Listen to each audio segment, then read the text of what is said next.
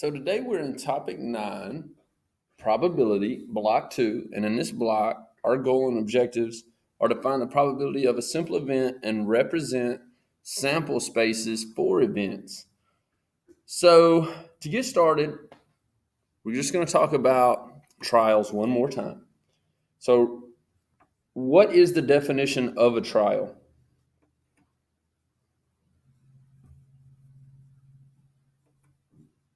What is the definition of a trial? Experiment? Yeah.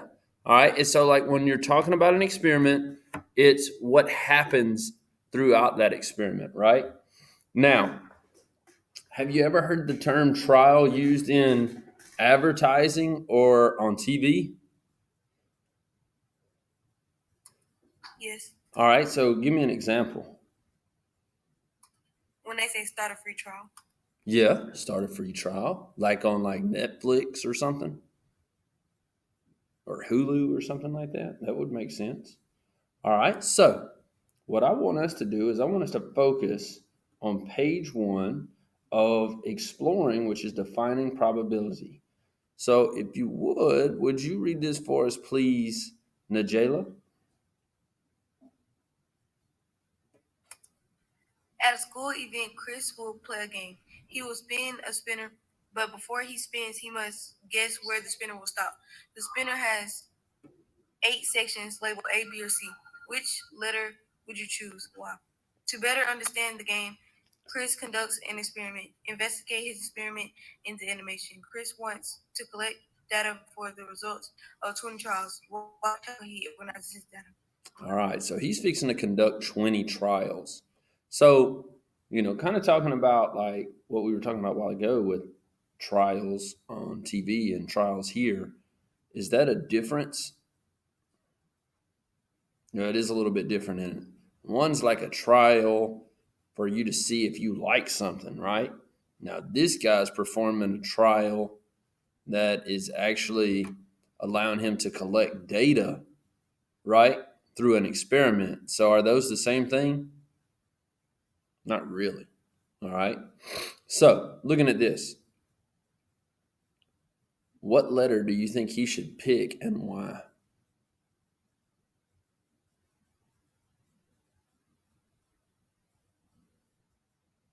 This is for anyone.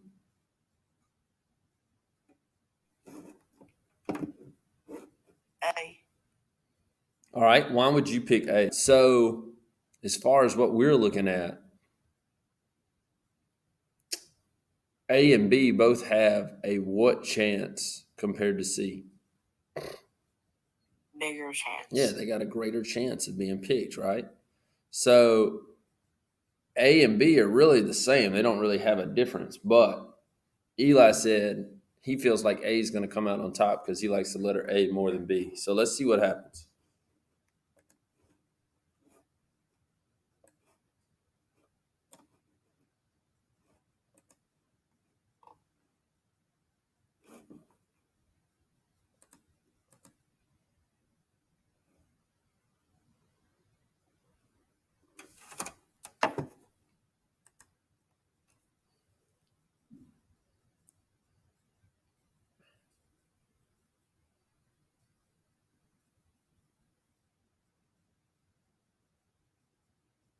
All right, so far, what's looking like the better outcome? A. A's looking pretty good right now.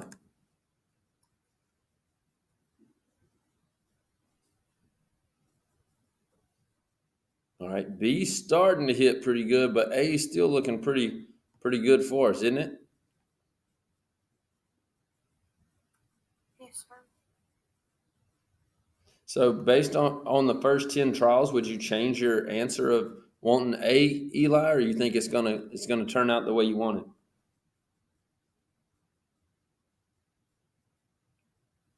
It's gonna be how I want it. All right, let's see.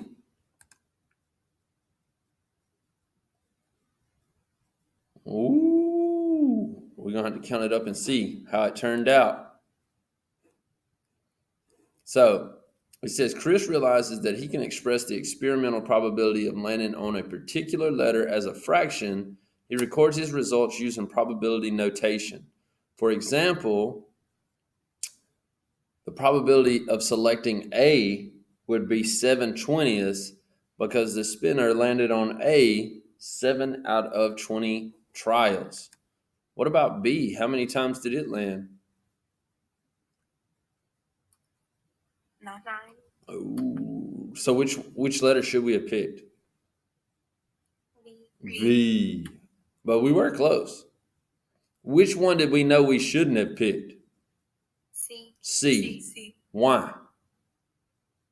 Because it had a less chance because there was less on the wheel.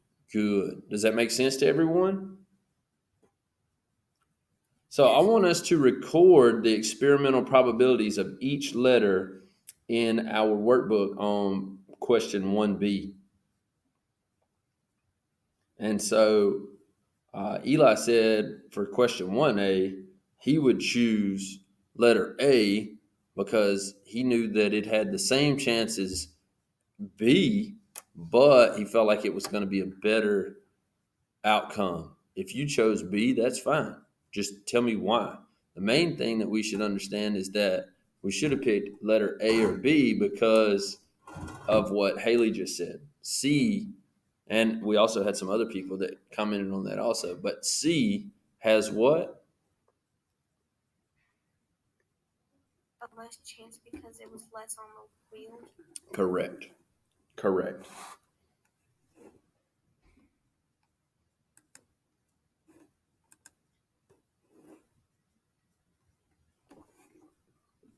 So if you look at this, we're going to actually find the actual percentage of that being drawn.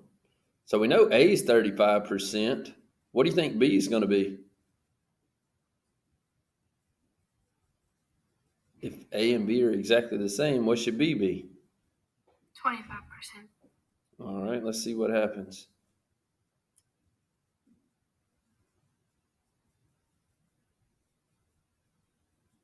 So it's saying it got picked 45% of the time. Now, when we looked at it on our chart,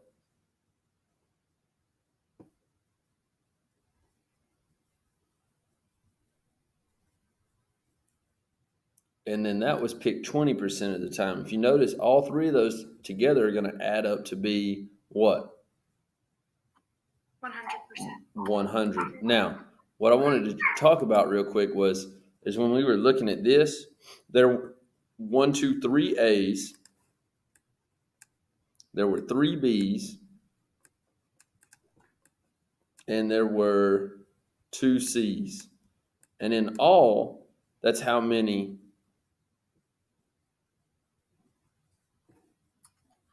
8. 8. So this is a 2 out of 8 chance we'll get a C, a 3 out of 8 we'll get a B, and a 3 out of 8 we would get an A. So if we were to take the percentage of that actually happening and we put it in a calculator, that would be a 37.5% chance. This would be a 37.5% chance. And let's see what it would be for 2. It'd be a 25% chance. So going back and looking at our results on page 5,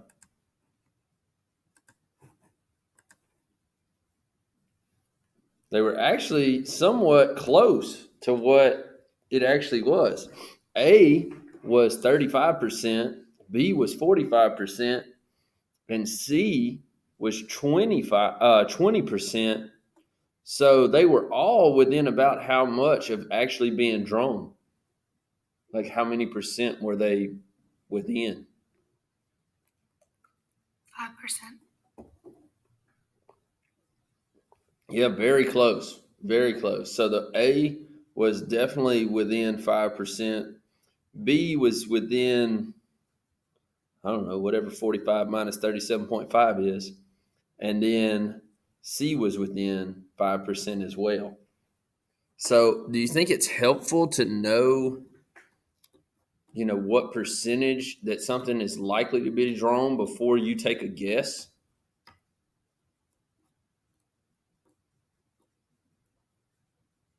Or no? You think it's just random chance?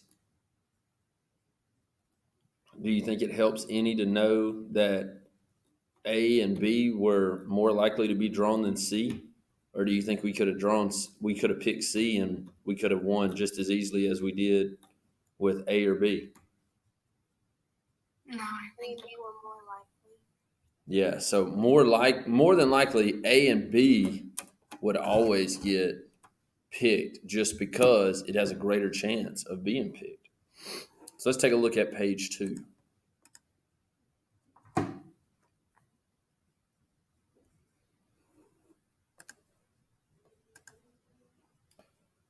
Would you read this for us, Lainey?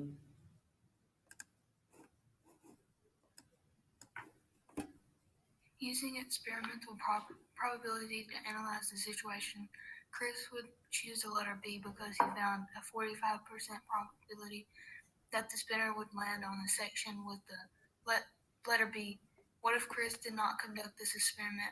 Could he still find the probability of landing on the letter B?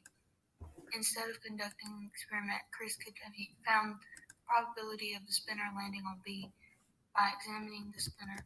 Play the animation to explore the theoretical probability of the spinner landing on B. All right. Let's see what happens. It says, first record all of the possible outcomes from a single spin. What are our possible outcomes? What do you think? Layla, what's a possible outcome?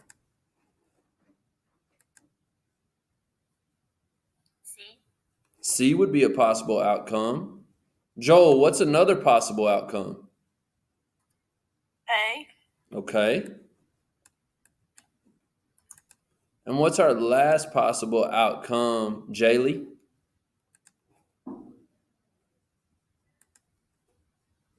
Somebody help her out. What's the last possible outcome? B. B, good deal. So our outcomes are the actual what?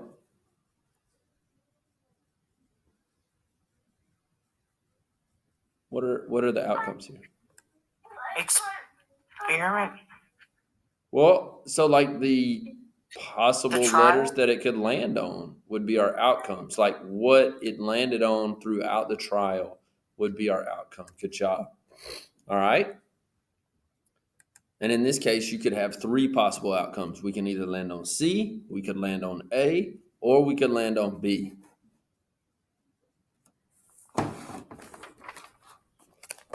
Now let's take a look and answer questions 2 through 3. And so what I want us to think about is why the experimental probability is different than theoretical probability. So if you look at this, I want you to remember what experimental probability was. We actually wrote that definition down yesterday. Now, experimental probability was what? Does anybody remember that from their definitions yesterday?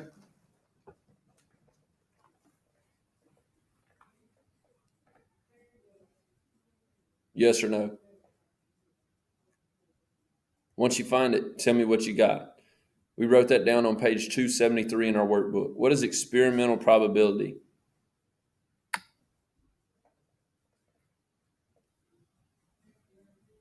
What will probably happen? Look at it closer. If you go to your glossary in Webster Agile Mind, or in your Agile Mind, depending on if you're somebody from a different school, if you go to Agile Mind, it should allow you in your glossary to see what experimental probability is. Everybody should have this written down on page 273 in their workbook.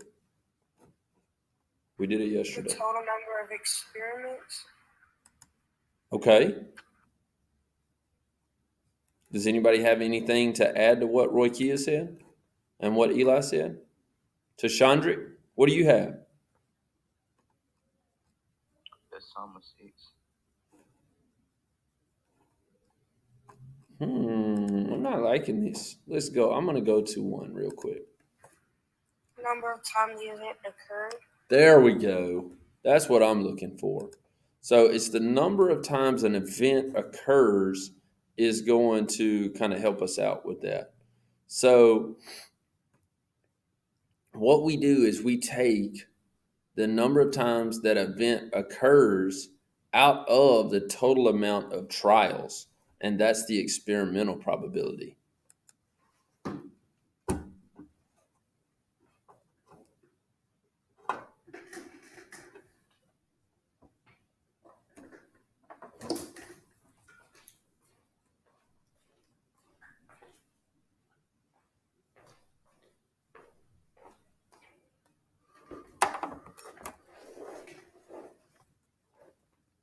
So right now what we're getting is the sample space, all right? So we're looking at all of the possible outcomes. There's how many possible outcomes here? 8. 8. So the sample space is the set of all outcomes. So the sample space is listed in set notation, uses braces, as we've shown here. So this is how you would write your sample space.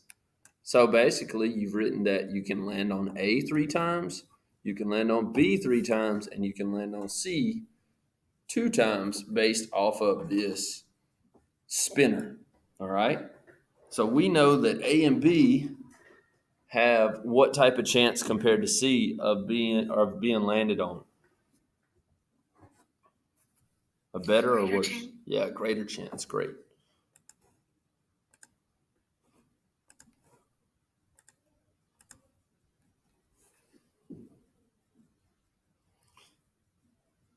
So it says theoretical probability is the ratio of the number of outcomes in an event to the number of outcomes in the sample space. I'm going to restate that. Theoretical probability is the ratio of the number of outcomes in an event to the number of outcomes in the sample space. I want you to write this down in your workbook.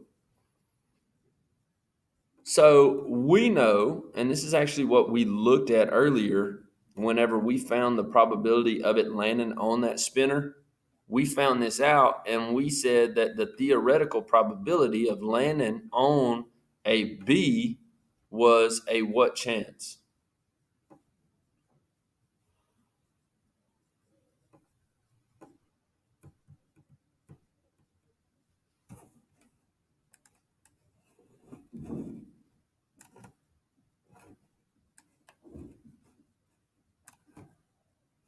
Come on, somebody. We only have 20 people in here. Somebody can do it. I got faith in you. 3 out of 8. 3 out of 8 chance. All right. And when we were talking about that earlier, you remember I was like, isn't it kind of convenient for us to know about the chance that it should be landing on? And we said it was only about 5 to 8% off from what it theoretically should have landed on, right? So who can kind of compare theoretical probability to experimental probability? Like how are they similar and how are they different?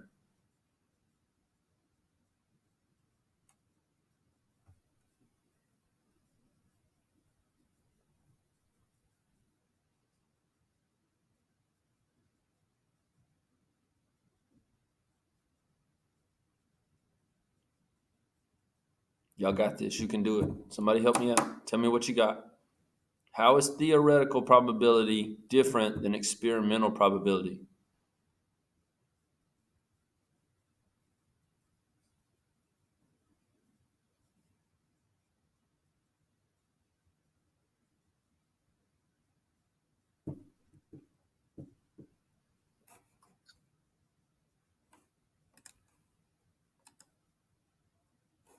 What do you think, Abigail?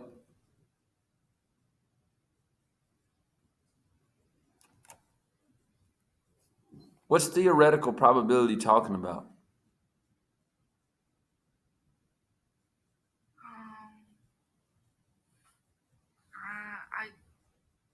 I Something about, like, I guess, like, kind of like guessing in a situation. I don't know. Kind of. And so in this case, if we're playing this game and we have this spinner, if we use theoretical probability, we know that we got a 3 out of 8 chance picking an A or a B. We got a 2 out of 8 chance of picking a C. So Eli used theoretical probability earlier when he decided to choose the letter A because he knew that A had a better chance of being picked than C. So even without knowing what theoretical probability was, he actually used theoretical probability to help him have a better chance of winning the game. Does everybody understand that? I need a thumbs up or a yes. Yes, sir. All right, Sarah. Yes, sir. All right. Now, experimental probability is what actually happens. All right. So we're actually taking our results and dividing it by the total number of trials, and it tells us how many times it actually occurred by using our observations, okay? So does everybody understand the difference between theoretical probability and experimental probability? Yes, sir. All right, so who can restate that in their own words, the difference in theoretical probability from experimental probability?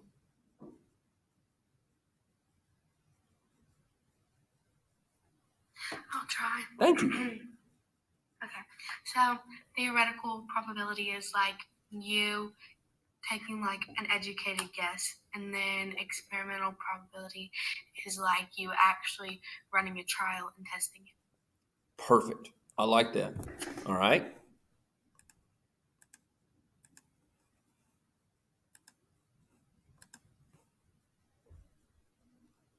So, and we found this out. So theoretically, the chance of landing on a B was a 37.5%. But in Chris's experiment, his experimental probability of spinning that B, he actually landed on there 45%, which was, if we took the calculator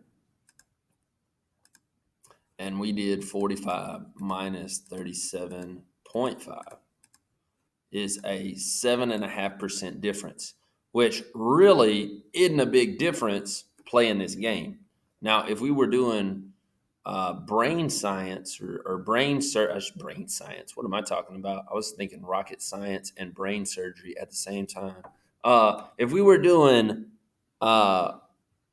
brain surgery and you were 7% off of where you were supposed to be whenever you were moving a nerve or cutting something, more than likely they're going to be messed up their whole life. But in playing this little game, basically, we had a really big advantage over somebody that doesn't understand theoretical probability because they only landed on theirs 4 times and B was landed on 9 times. So we had a great advantage of winning compared to the letter C, right?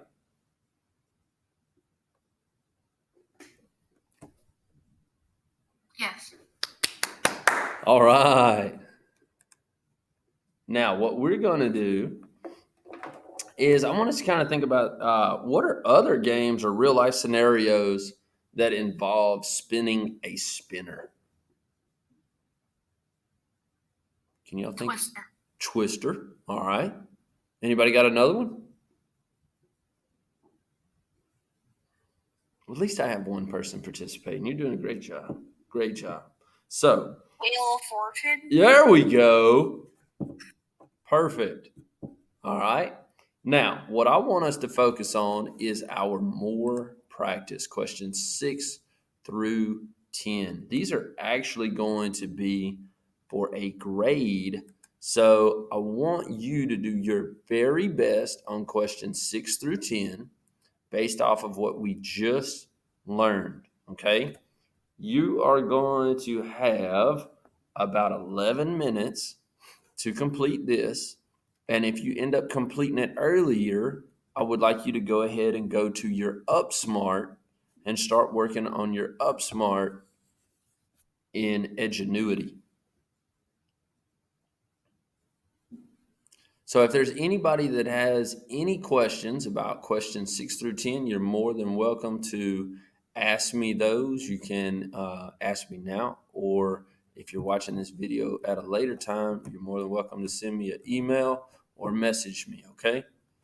So that's going to conclude our lesson on topic 9, block 2.